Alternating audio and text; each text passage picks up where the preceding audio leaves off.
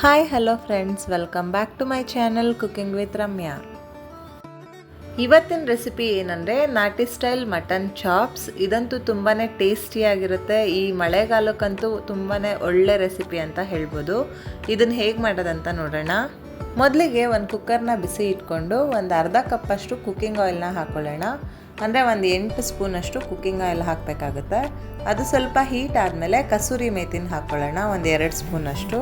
Next ನಾವು ಇದಕ್ಕೆ ಉದ್ದುದಕ್ಕೆ ಹೆಚ್ಚಿರೋ ಅಂಥ ಒಂದು ಈರುಳ್ಳಿನೂ ಕೂಡ ಇದಕ್ಕೆ ಆ್ಯಡ್ ಮಾಡಿಕೊಂಡು ಚೆನ್ನಾಗಿ ಒಂದ್ಸಲಿ ಫ್ರೈ ಮಾಡ್ಕೊಳ್ಳಿ. ಇದು ಚೆನ್ನಾಗಿ ಅಂದರೆ ಸ್ವಲ್ಪ ಬ್ರೌನಿಷ್ ಆಗೋ ಥರ ಫ್ರೈ ಮಾಡ್ಕೋಬೇಕು.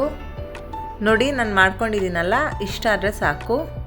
ಸೊ ನೆಕ್ಸ್ಟ್ ನಾವು ಇದಕ್ಕೆ ಒಂದು ಅರ್ಧ kg ಚೆನ್ನಾಗಿ ವಾಶ್ ಮಾಡಿರೋ ಅಂತಹ ಮಟನ್ ಇದಕ್ಕೆ ಆ್ಯಡ್ ಮಾಡ್ಕೋಬೇಕು. ಆದಷ್ಟು ಮಟನ್ ಪೀಸ್ನ ಸ್ವಲ್ಪ ಚಿಕ್ಕದಾಗೆ ಕಟ್ ಮಾಡಿಸಿ, ಸೊ ದಟ್ ಆವಾಗ ಉಪ್ಪು ಖಾರ ಎಲ್ಲ ಚೆನ್ನಾಗಿ ಹಿಡಿಯುತ್ತೆ. ಸೊ ಈ ಮಟನ್ನೆಲ್ಲ ಒಂದ್ಸಲಿ ಚೆನ್ನಾಗಿ ಮಿಕ್ಸ್ ಮಾಡ್ಕೋಬೇಕು. ನಂತರ ನಾವು ಇದಕ್ಕೆ ಒಂದು 1/4 ಟೀ ಸ್ಪೂನಷ್ಟು ಅರಿಶಿನ ಸೇರಿಸ್ಕೋಬೇಕು. ಹಾಗೆ ಅರ್ಧ ಟೀ ಸ್ಪೂನಷ್ಟು ಮೆಣಸಿನ ಪುಡಿ. ಮಟನ್ ಕುಕ್ ಆಗೋದಕ್ಕೆ ಎಷ್ಟು ಉಪ್ಪು ಬೇಕೋ ಅಷ್ಟು ಕಲ್ಲುಪ್ಪನ್ನ ನಾನಿಲ್ಲಿ ಸೇರಿಸ್ಕೊಂಡಿದ್ದೀನಿ. ಸೊ ಇದನ್ನು ಎಲ್ಲ ಚೆನ್ನಾಗಿ ಒಂದ್ಸಲಿ ಮಿಕ್ಸ್ ಮಾಡ್ಕೊಳ್ಳಿ. ಮಟನ್ ಚಾಪ್ಸ್ ಅಂದರೆ ಸುಮಾರು ಥರ ಮಾಡ್ತಾರೆ. ಗ್ರೀನ್ ಕಲರ್ ಮಾಡ್ತಾರೆ, ರೆಡ್ ಕಲರ್ ಮಾಡ್ತಾರೆ. ನಾನಿಲ್ಲಿ ಗ್ರೀನ್ ಕಲರ್ ಆದಂತಹ ಮಟನ್ ಚಾಪ್ಸ್ನ ಮಾಡ್ತಾಯಿದ್ದೀನಿ. ಸೊ ಈಗ ಮಟನ್ನೆಲ್ಲ ಚೆನ್ನಾಗಿ ಒಂದ್ಸಲಿ ಮಿಕ್ಸ್ ಮಾಡಿದಾದಮೇಲೆ 1/4 ಗ್ಲಾಸಷ್ಟು ನೀರನ್ನ ಇದಕ್ಕೆ ಆ್ಯಡ್ ಮಾಡಿಕೊಂಡು ಕುಕ್ಕರ್ ಲಿಡ್ನ ಹಾಗೆ ಸುಮ್ಮನೆ ಕ್ಲೋಸ್ ಮಾಡಿ ಒಂದು 5 ಮಿನಿಟ್ಸ್ ಅಷ್ಟು ಕುಕ್ ಆಗೋದಕ್ಕೆ ಬಿಡೋಣ. ನೆಕ್ಸ್ಟ್ ನಾವೀಗ ಮಸಾಲೆ ರೆಡಿ ಮಾಡ್ಕೊಳ್ಳೋಣ. ಸೊ ಒಂದು ಫ್ರೈಯಿಂಗ್ ಪ್ಯಾನ್ಗೆ ಒಂದು 4 ಟೀ ಸ್ಪೂನಷ್ಟು ಕುಕ್ಕಿಂಗ್ ಆಯಿಲ್ ಹಾಕಿ ಉದ್ದುದಕ್ಕೆ ಹೆಚ್ಕೊಂಡಿರೋ ಅಂತಹ ಒಂದು ಈರುಳ್ಳಿ, 6ರಿಂದ 7 ಹಸಿಮೆಣಸಿನ್ಕಾಯಿ, 1 ಇಂಚಷ್ಟು ಶುಂಠಿ, ಹಾಗೆ 6ರಿಂದ 7 ಪೀಸಷ್ಟು ಬೆಳ್ಳುಳ್ಳಿ, 1-2 ಲವಂಗ, 2 ಪೀಸ್ ಚಕ್ಕೆ, 1 ಸ್ಪೂನಷ್ಟು ಕಾಳು ಮೆಣಸು, 1 ಸ್ಪೂನ್ ಧನಿಯಾ ಕಾಳು ಇಲ್ಲ ಅಂದರೆ ಧನಿಯಾ ಪೌಡರ್ ಕೂಡ ಯೂಸ್ ಮಾಡ್ಕೋಬೋದು. ಸೊ ಇದನ್ನೆಲ್ಲ ಒಂದ್ಸಲಿ ಚೆನ್ನಾಗಿ ಮಿಕ್ಸ್ ಮಾಡ್ಕೊಳ್ಳಿ. ನೆಕ್ಸ್ಟ್ ನಾವು ಇದಕ್ಕೆ ಒಂದು 1/4 ಟೀ ಸ್ಪೂನಷ್ಟು ಗಸಗಸೆನ ಹಾಕೋಬೇಕಾಗುತ್ತೆ. ಇದು ಒಂದು ಸ್ವಲ್ಪ ಎಕ್ಸ್ಟ್ರಾ ಫ್ಲೇವರ್ನ ಕೊಡುತ್ತೆ. ಹಾಗೆ ಒಂದು ಅರ್ಧ ಕಪ್ಪಷ್ಟು ಪುದೀನನ ಕೂಡ ಇದಕ್ಕೆ ಸೇರಿಸ್ಕೊಳ್ಳಿ, ಒಳ್ಳೆ ಫ್ಲೇವರ್ ಕೊಡುತ್ತೆ.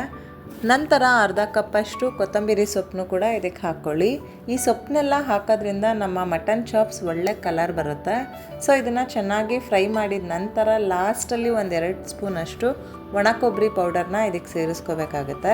ಈ ಮಸಾಲೆ ಎಲ್ಲ ಕೂಲ್ ಆದ ನಂತರ ಫೈನ್ ಪೇಸ್ಟ್ ಮಾಡಿ ಇಟ್ಕೋಬೇಕಾಗತ್ತೆ. ನೋಡಿ, ಈಗ ಮಟನ್ ಚೆನ್ನಾಗಿ ಕುಕ್ ಆಗಿದೆ. ಸೊ ನಾವು ರುಬ್ಬಿಟ್ಕೊಂಡಿರೋ ಅಂತಹ ಮಸಾಲೆನೂ ಕೂಡ ಇದಕ್ಕೆ ಸೇರಿಸ್ಕೊಳ್ಳೋಣ.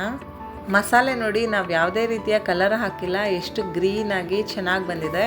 ನಿಮ್ಗೆ ಇನ್ನೂ ಸ್ವಲ್ಪ ಗ್ರೀನ್ ಬೇಕಂದರೆ ಪಾಲಕ್ ಸೊಪ್ಪನ್ನು ಕೂಡ ಆ್ಯಡ್ ಮಾಡಿಕೊಂಡು ಪೇಸ್ಟ್ ಮಾಡ್ಕೋಬೋದು. ಮಿಕ್ಸಿ ಜಾರಿಗೂ ಕೂಡ ಒಂದು 1/4 ಗ್ಲಾಸಷ್ಟು ನೀರು ಹಾಕಿ ಅದನ್ನು ಕೂಡ ಇದಕ್ಕೆ ಸೇರಿಸ್ಕೊಂಡು ಚೆನ್ನಾಗಿ ಒಂದ್ಸಲಿ ಮಿಕ್ಸ್ ಮಾಡಿ. ಈಗ ಮಸಾಲೆ ಎಲ್ಲ ಕುದಿಯೋ ಅಂಥ ಟೈಮಲ್ಲಿ ಉಪ್ಪು ಖಾರ ಒಂದ್ಸಲಿ ಚೆಕ್ ಮಾಡ್ಕೊಳ್ಳಿ. ಸಾಲ್ಟ್ ಅಥವಾ ಖಾರ ಏನಾದರೂ ಕಡಿಮೆ ಇತ್ತು ಅಂದರೆ ಈ ಟೈಮಲ್ಲಿ ಆ್ಯಡ್ ಮಾಡ್ಕೋಬೋದು. ನಾನು ಸ್ವಲ್ಪ ಉಪ್ಪು ಕಡಿಮೆ ಇತ್ತು ಅನ್ನಿಸ್ತು, ಸೊ ಈ ಟೈಮಲ್ಲಿ ಆ್ಯಡ್ ಮಾಡಿದೆ.